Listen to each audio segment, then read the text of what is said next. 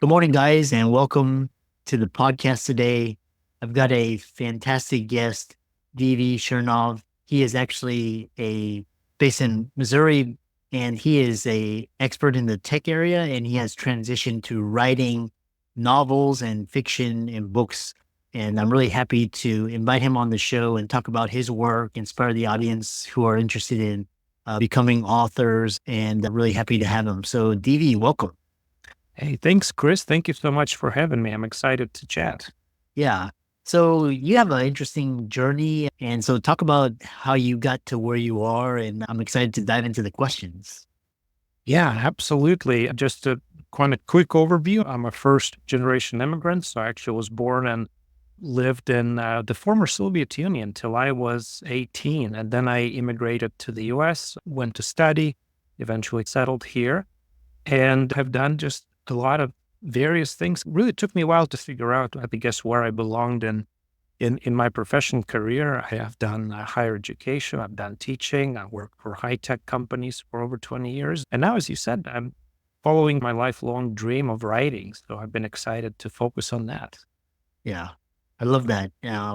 My parents were first generation, and I always grew up loving reading like Michael Crichton and John Grisham. And you've taken a like similar career approach. So really interesting. So talk about I really love how you take your experience from the Soviet Union, and then your background in technology and crime, and how you integrate these technologies into your crime novels without overshadowing the human elements of the story. Because you talk about AI in your novels. Yeah, absolutely. I've worked in technology for over 2 decades now, and there's been a lot of change, clearly. And I think the pace of evolution of technology just continues to accelerate. If you think about AI being a science fiction thing 5 years ago, within the last couple of years became a household topic. And you have kids using it, you have professionals using it as well. So it's fascinated me how technology impacts our daily lives, but also it it feeds some of our ancient desires and fears that we've always had as humans. And it just intensifies them or reflects them in interesting ways. And so I've really found that technology really is pervasive in today's world. And in some ways, it makes the world smaller.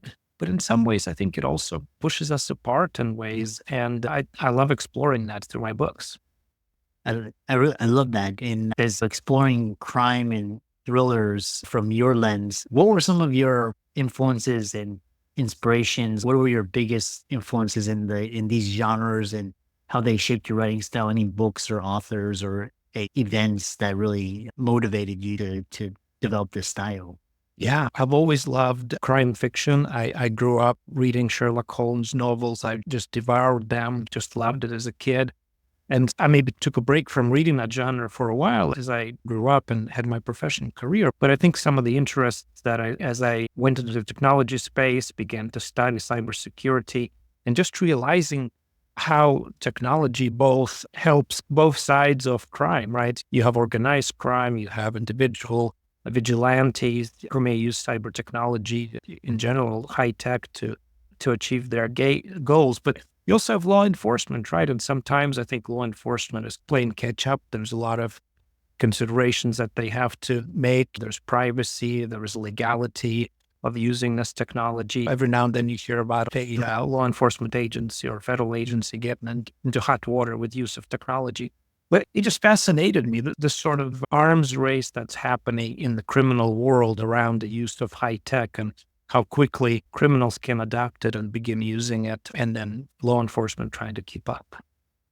Yeah, it's interesting because like cybersecurity, like a career in cybersecurity is like a thing now. It's like you can actually make a career out of it.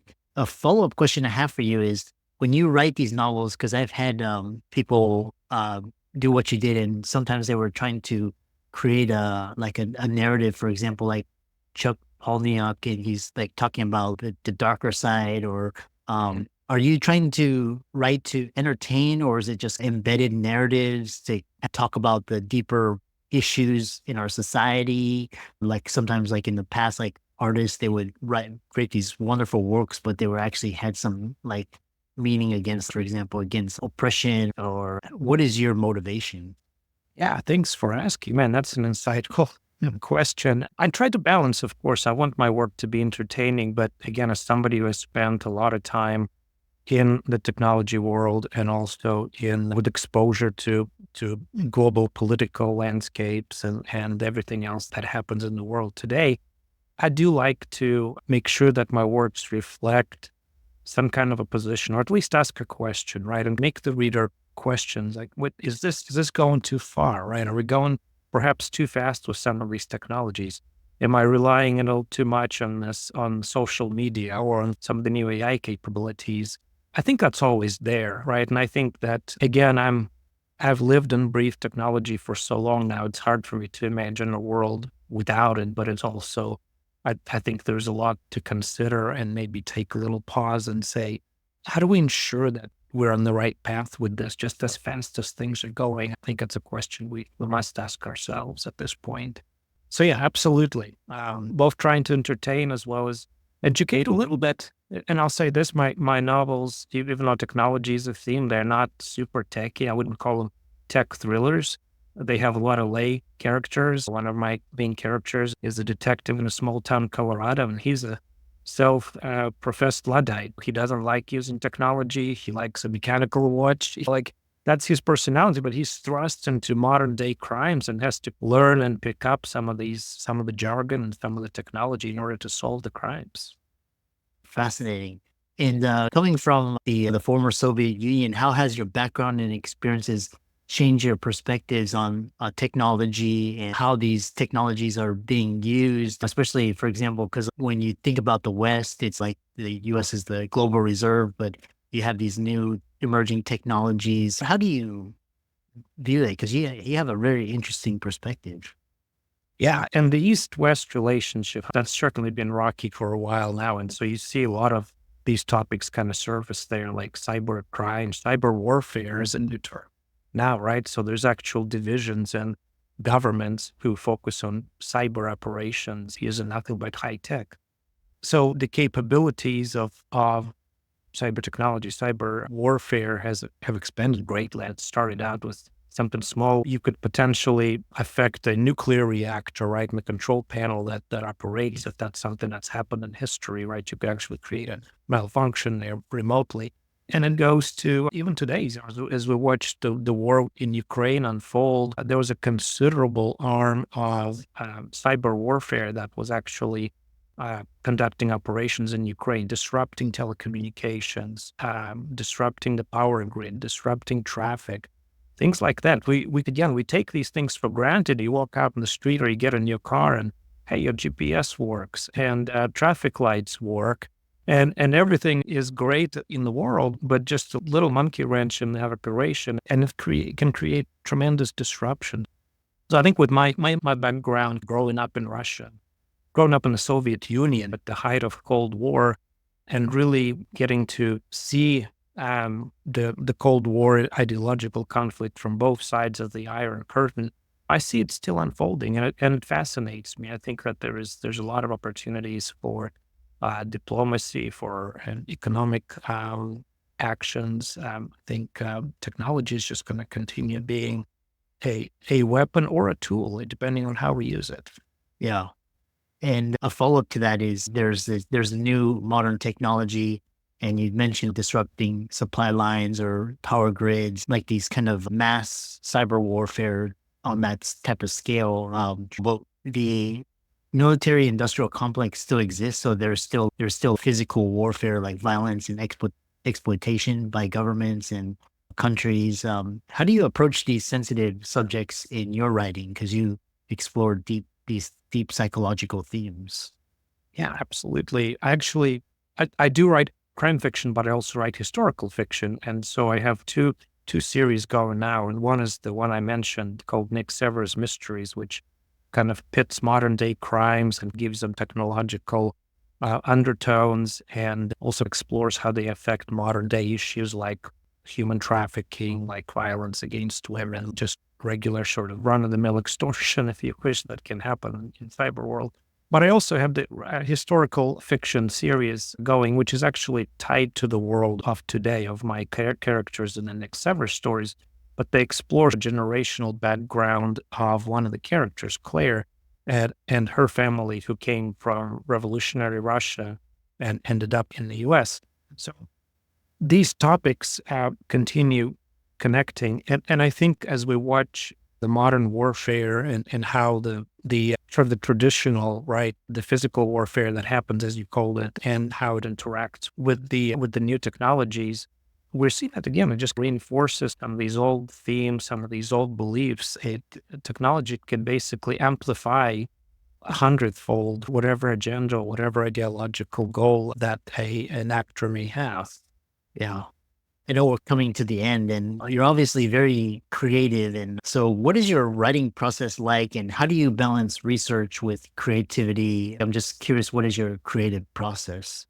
Yeah, thanks for asking. I know it's probably different for everybody, so this highly subjective. But what I found is that I tend to work well with a very structured process. So I've been wanting to write for decades, and I always waited for inspiration to hit. Just when the house is quiet and I have a couple hours, I'll sit down and I'll knock out masterpieces. It doesn't work that way for me. I learned that it has to be basically a second job. So whatever it is you do day to day, you have to add an additional regimen to that. For me, it's getting up early in the morning, a couple hours before I start my professional work, and really put in the work. Like it has to come in layers. You're not going to mint masterpieces just with every keystroke. You have to do the first draft fast and furious, then you come back and just layer it, just like a painting. You add detail later, right? You got to get the whole exposition out on paper and understand how the characters develop and how the plot flows.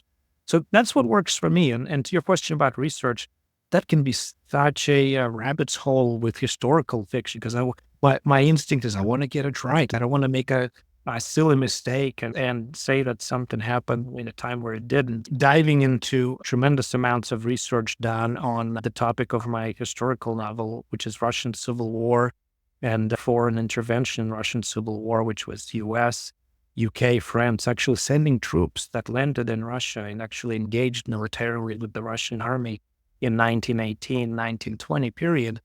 There's so much great historical literature done on that. And there's also a lot of primal research. So all of that is within access. And my ability to read in Russian, I can go into archives and actually pull up memoirs, notes, diaries of people who actually lived in that history over 100 years ago and see their daily notes, see their interactions and their reactions to what's going on in the country at the time. So yeah, to your point, it can be a rabbit's hole. And sometimes I have to pull myself back and say, okay, wait, I've just spent an hour reading this material. I haven't written the words, but you have to reel yourself back in sometimes. But it's something I love. So in the end, I think it's all worth it. Yeah. I know, I know some. Do you ever, like, for example, I used to be a fan of Michael Crichton, and he would actually, for his books, he would actually go and travel to places, get that feeling, conduct interviews. Is that part of your process, or is yours just very desk, just to get a feel for that and how you collect? Yeah, I think, again, with technology today, you can certainly do a lot from your desk. You can get on Google Streets and make turn-by-turn navigations through the city, but there's nothing like being there yourself. And so every time I get a chance, we travel quite a bit, my family and I, and so we love to go and whenever possible, I want to make those stops that are relevant to my books and get a sense of the place. What does it sound like? What does it smell like? What kind of things do you see when you're at a window there? I think it's invaluable, but yeah, sometimes, unfortunately, you just don't have the time or the budget to go everywhere you'd like to, but I try every chance I get. Interesting. How can people find out more about you and check out your work? And it's really fascinating work that you're doing. Yeah. So my author website, dvchernov.com, has information about my books. Most of them are available as paperback, audiobooks, or ebooks as well. And I attend various fairs and events as well, do online events, and I appreciate this opportunity in particular. Yeah, drop me a line if you're interested in the stories or if you're interested in the history behind them. I love connecting with readers and sharing the knowledge that I've accumulated. Yeah. And really enjoyed talking with you. And for the audience, be sure to check out DV's socials and check out his book as well. And thanks again for coming on. Thank you, Chris. Thanks for having me.